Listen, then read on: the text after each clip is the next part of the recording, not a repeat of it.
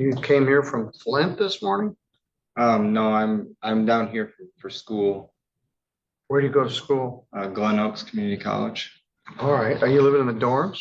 No, I live in Three Rivers right now, Hmm. just renting a place. What are you studying? Electrical. I'm an electrical apprentice.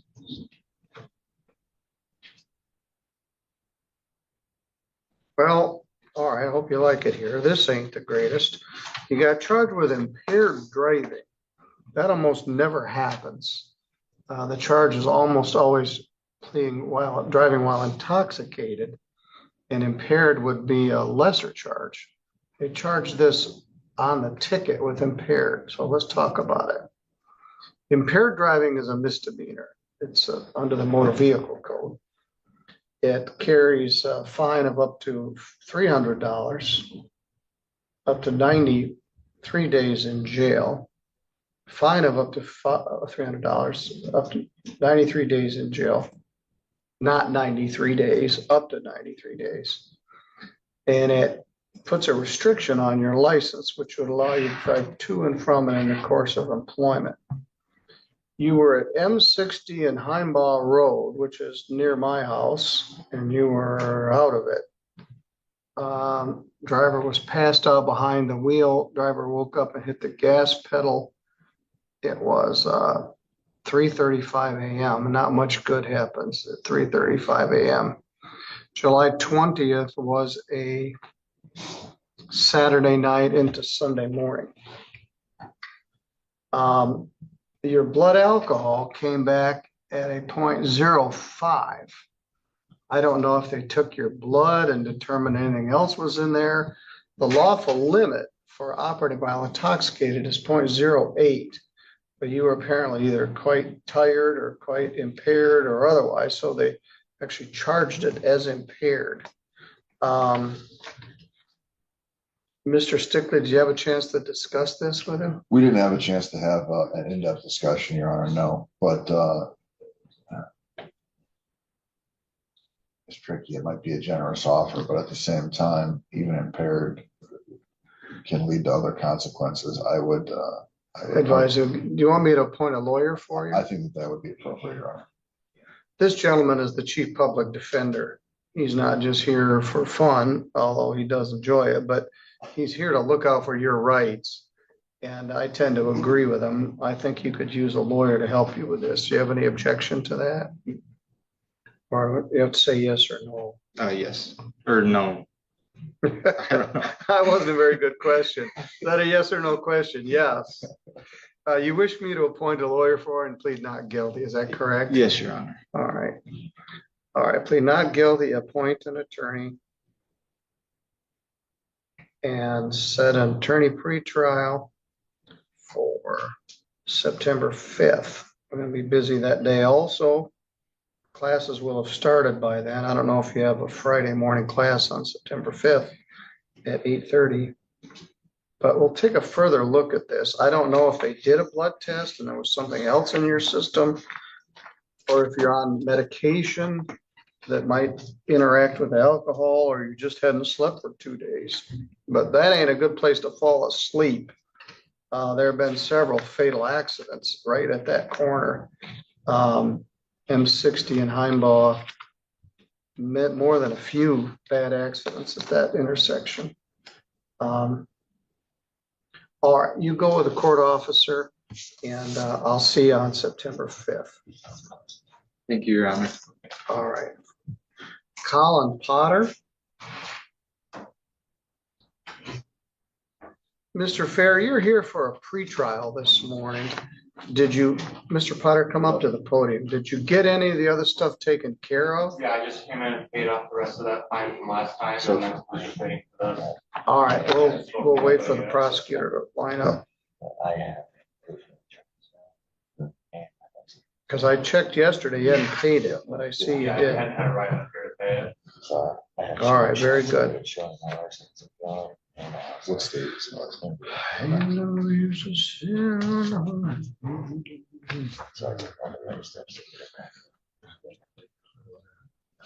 Sorry, I got that song in my head. I heard the Indigo version this morning. it's been covered by everybody from Jerry Reed to James Taylor, but it's a very good song. Don't think twice, it's all right.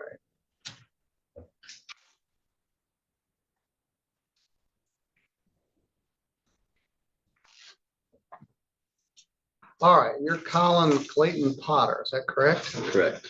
And you're from LaGrange. You got a ticket, the same ticket as the other lady earlier from Indiana, no ops ever. Let's take a look at your situation.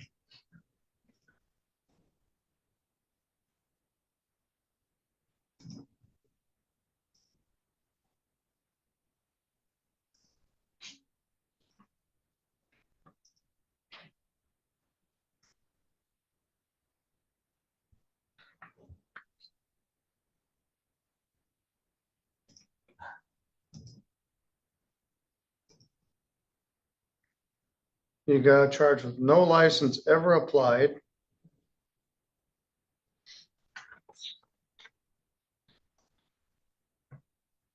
I guess that's it. No operator in possession with a warning and disobeying a stop sign. No license ever applied is a misdemeanor. It's punishable by up to 90 days in jail and a fine of up to $500. And let's take a look at your driving record. I suspect, like the last lady, you've got Indiana issues. Here it just shows nothing. What's your status? Your Honor, we have some proofs he needs to show the prosecutor, Yeah. so if we could maybe enter a not guilty for now, take a pass, if I could track somebody down. All right, have a seat. We're hopeful that when we get fully staffed, we'll be able to do these pretrials. When the ordinance cases come, the city attorneys are here for Three Rivers and Sturgis and Constantine and even White Pigeon. And we can deal with them right then. Come here from Granger, hopefully we can get somebody to address this. So you do have some proof of license and. And insurance. All right, very good. Have a seat. We'll come back to you. Thank you.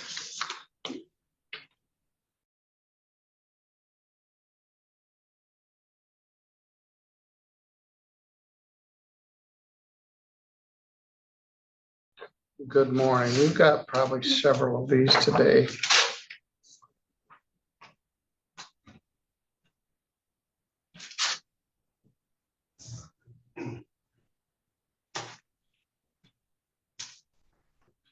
Good morning. Are you Ashley T. Gonzalez? Yes.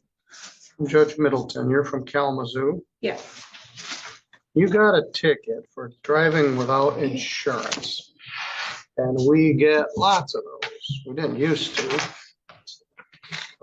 But they can run your license plate and tell whether the car is insured. They didn't used to be able to do that. So they can tell whether the car is insured. Not having insurance on your car is a misdemeanor. It's punishable by up to a year in jail and a fine of not more than $500 and not less than $200. It also requires that you be fingerprinted because it's punishable by more than 93 days in jail. Do you have insurance now? I got insurance literally the next day. All right, you have proof of it with you? Yes.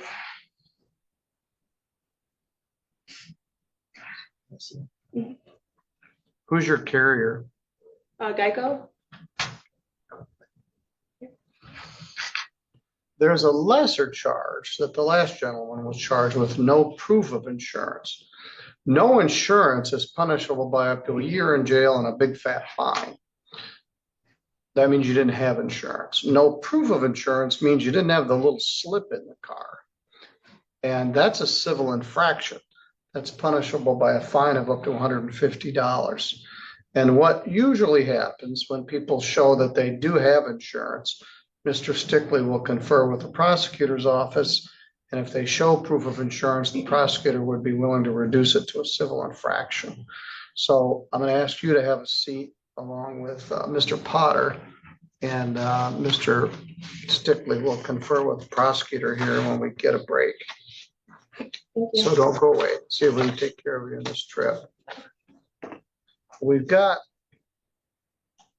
a couple more of those.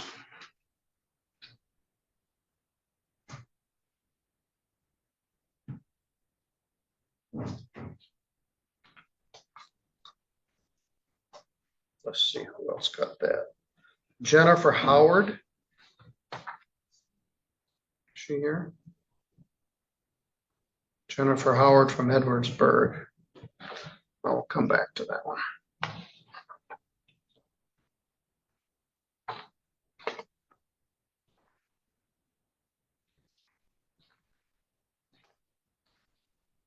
Jennifer Mo.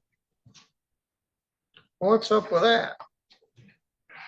Yesterday we had 10 people scheduled, 2 showed up. Patrick Wilson. I guess the kind of people that drive with no insurance don't show up for court. All right, let's talk to the people that are here. Brandon Reuter. Good morning, sir. Are you Brandon Reuter? Reader, yes, sir. How do you say it? Reader. Reader. Sorry about that. You got charged with no cycle endorsement. Let's take a look at the actual ticket. What? I think it should be just no operator's license. I was gonna say, Sometimes it comes out in the like I definitely got pulled over in my truck.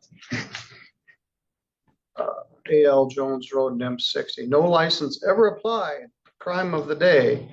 Same as the last folks. You were going back to the future at 74 and a 55. Rather than charge you with speeding, they issued a ticket for impeding traffic, which was a break.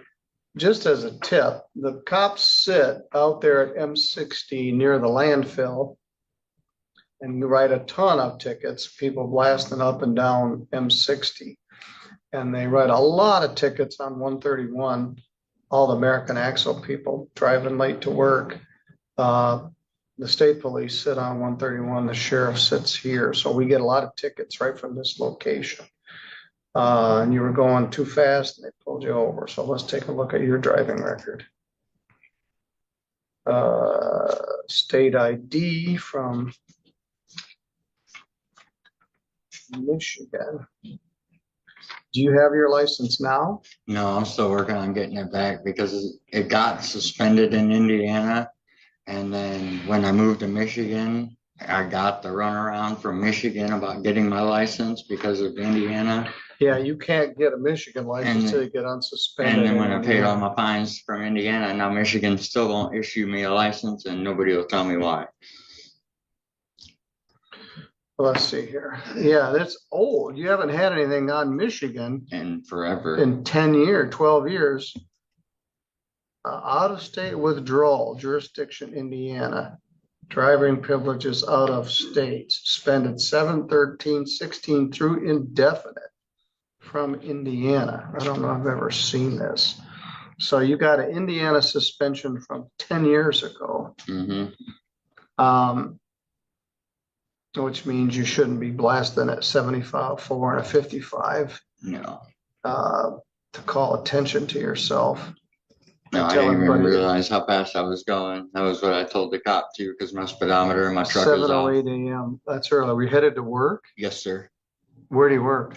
I work at Spar Technologies. I'm a bike builder for different Walmarts and stuff. Okay. All right. Mr. Stickley, you got a thought here?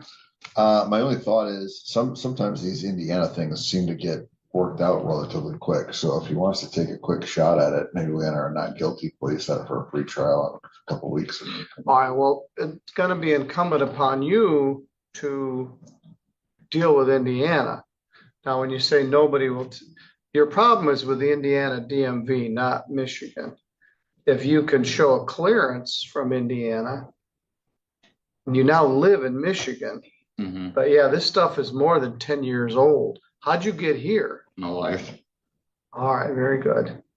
That's a long commute from Kalamazoo to Indiana for, what kind of bikes do you make? I mean, just whatever Walmart needs. They call Rebuild those their rack. BSOs, Yeah, bicycle shaped objects. yeah, pretty much.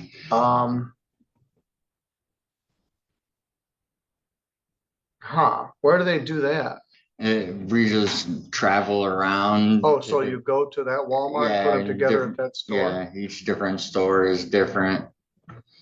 Huh, that's interesting. There's a video channel that I watch sometimes on YouTube, The Bike Farmer from Wisconsin, and he does a lot of bicycle repair stuff. I'm not very good at bicycle repair, but I would like to learn more.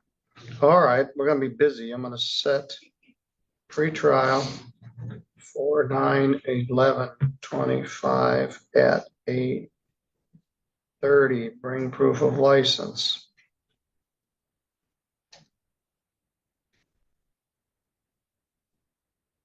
For everybody else, when you're driving down M60 near the west side landfill, slow down.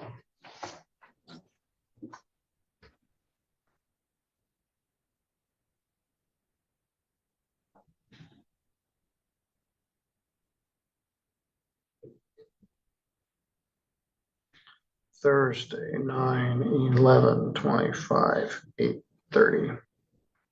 Bring proof of license.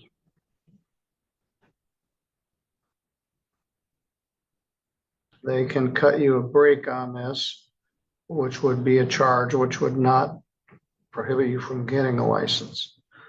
That's up to the prosecutor. The prosecutor makes the charge, not the judge.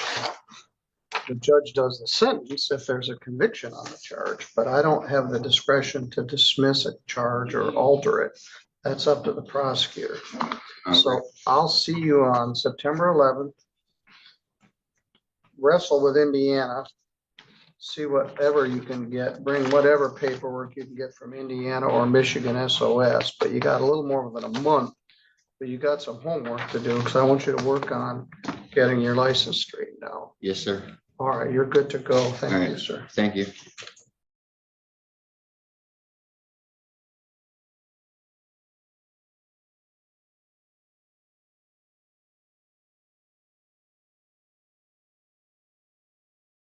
Are you Iris Lopez Cortez? Yes, How do you say it? just like that. You said it right. Okay. You were driving down US 12 at 8 o'clock at night on September 5th, which was the holiday weekend. You got a ticket for open intox, It tinted was, windshield, and impeding traffic. 2 liquor bottles inside the vehicle. Windshield clock going 70, not 55.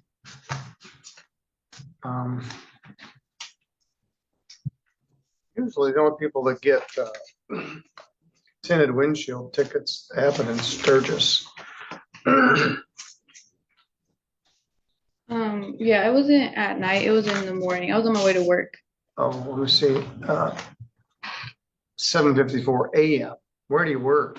McDonald's in Sturgis. You drive from South Bend to Sturgis? I was living with my cousin for a while, so I got a job at McDonald's. So I was hanging out with my cousin the day before, and they left bottles in there, and I had work the next day, so I didn't remember the.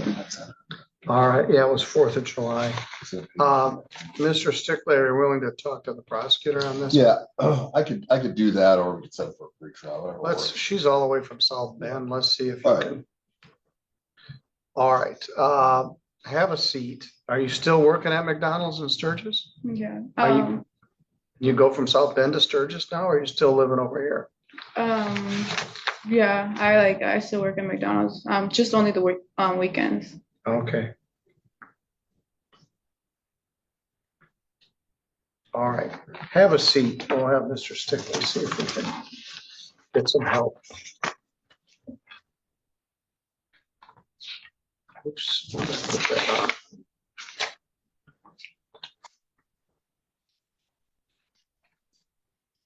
All right, Clinton Weiderberg. Good morning, sir. Are you Clinton Joseph Weiderberg? Yeah, Wiedeberg. Weiderberg, you're from Vicksburg? Yeah. Probably Vicksburg. They know how to say it right. Wiederberg, you got a ticket for July 4th, the day before this last lady, 11:51 at night, driving suspended, refusing a preliminary breath test, and improper plate. The most serious charge is the driving suspended. Let's see why you're suspended. You're revoked. You have 14 been years ago. for a long time. Secretary of State Driver License Appeal Division's got a long memory. You got 2 drinking driving offenses 15 years ago, and your license has been suspended ever since.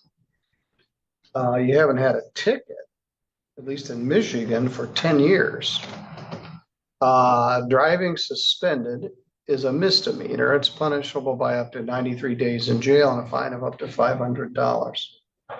Carries 2 points and requires your license be suspended. The fact that you refuse a preliminary breath test is a red flag. Mr. Stickley, what's your thought here?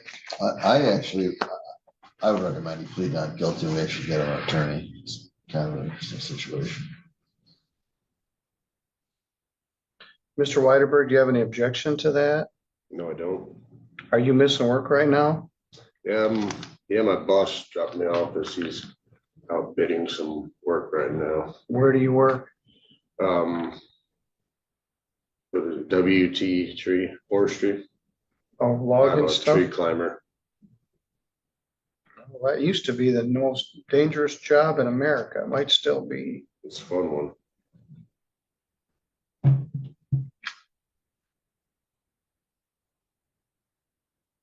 Have you ever done anything to try to get your license back? They basically want me to pay about $5,000 for a lawyer. Yeah, the problem is, even though it's 15 years ago, they continue the suspension and they want to know that you're not drinking. And this refusing a preliminary breath test is going to be a red flag for them. So you're not going to be able to get your license. You are between the proverbial rock and the hard place. I feel stuck with And you're the stuck with it. situation. Yes. All right. I was speaking with the lawyer about it and what I have to do. I had to close out. It's a long things. process and Yeah. you're not, as I said, Oh, yeah. you're a couple of years away from being able to get it back. It's a The pain. fact that you're driving and you won't take a breath test is gonna scare them. Mhm. All right, appoint an attorney. Set attorney pre-trial. Or. Hello. Did you have a pre-trial with the prosecutor? Yeah. Okay, good. That means that there's somebody doing it. Set attorney pre-trial for. Mr. Fair, why don't you go out and check in at the counter and let them know that you're here for a pre-trial? Oops, that'll be 9/5/25 at 8:30. We'll get a lawyer to help you with this, but don't drive anymore to make it worse. But you're in a tough spot. My advice, if you're gonna, I don't know what to say. They didn't do any further evaluation. But when you refuse a preliminary breath test, that will suspend your license further. Yeah, I only was driving a mile home, but somebody. All right, well, don't say any more about it. I'm not unwilling to hear what you have to tell me, but I don't want you to compromise your rights. This is Nottawa and Wasippi Road, which is officially out in the middle of nowhere.